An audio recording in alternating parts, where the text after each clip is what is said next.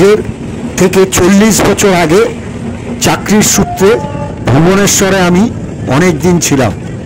তারপর কলকাতা চলে আসার দরুন আর যাওয়া হয়নি। পুরনো ভুবনেশ্বরকে নতুন করে জানার জন্যে চলে আসলাম ভুবনেশ্বরে। এই শহরটি জৈন, বৌদ্ধ এবং হিন্দু ঐতিহ্যের সঙ্গম প্রত্যক্ষ করেছে। প্রথমে আমরা রামকৃষ্ণ মিশন থেকে একটি গাড়ি বুক করে ভুবনেশ্বর শহরটি দেখলাম।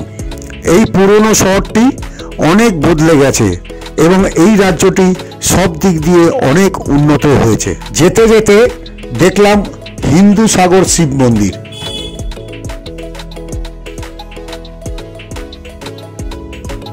এরপর আমাদের নামিয়ে দেওয়া হলো বিরাট আকৃতির একটি মন্দিরের সামনে।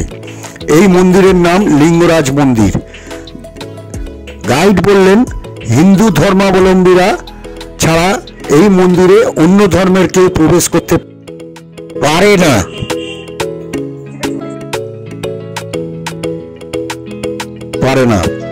এছাড়া মোবাইল, চামড়াজাত দ্রব্য নিয়ে মন্দিরে প্রবেশ নিষেধ। মন্দিরের বাইরে দাঁড়াই আমরা। 108টি মন্দির নিয়ে এই লিঙ্গরাজ মন্দিরের সৃষ্টি। 1000 সালে গঙ্গা রাজা ললাট কেশরী এই মন্দির তৈরি করেন। এখানে ভগবান শিবলিঙ্গের বিগ্রহ আছে। এবার আমরা চলে এসেছি মা সারদা মন্দিরে। এখানে বাচ্চাদের স্কুল এবং মা সারদা মঠ মন্দির আছে।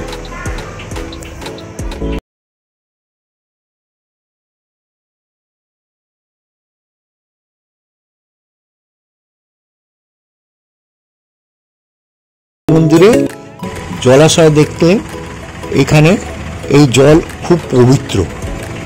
এখন আমরা যাচ্ছি ভুবনেশ্বরের কেদার গৌরী মন্দির। এখানে আমরা এসেছি কেদার গৌরী মন্দির দর্শন করতে। এই মন্দিরটি খুবই জনপ্রিয় ধার্মিক স্থান। এখানে সমস্ত মানুষজন আসতে পারে।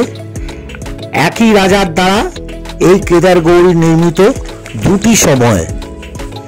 কেদার হলো শিব ভগবান আর গৌরী হলো মাতা পার্বতী। এই মন্দির দুটো মন্দিরের মিলনে কেদার ভগবান ও গৌরী মাতা পার্বতী দুটি আলাদা মন্দির। এটা মুক্তেশ্বর মন্দির পরিসরের মধ্যে আছে। నిండా లింగం ఉండే, ఇది ప్రాణవట్టం. ఇది ఆ లింగం ఎక్కడ ఉందో తెలియదు, భగవంతుని తెలుసు. దీని నిండా లింగం ఉండే, ప్రాణవట్టం ఉన్నది చూడు। ఇది বলা হয় শিব এখানে পার্বতীর সাথে এসেছিল, কারণ শিব শান্ত জায়গা ভালোবাসত। এই মন্দিরটি দক্ষিণমুখী।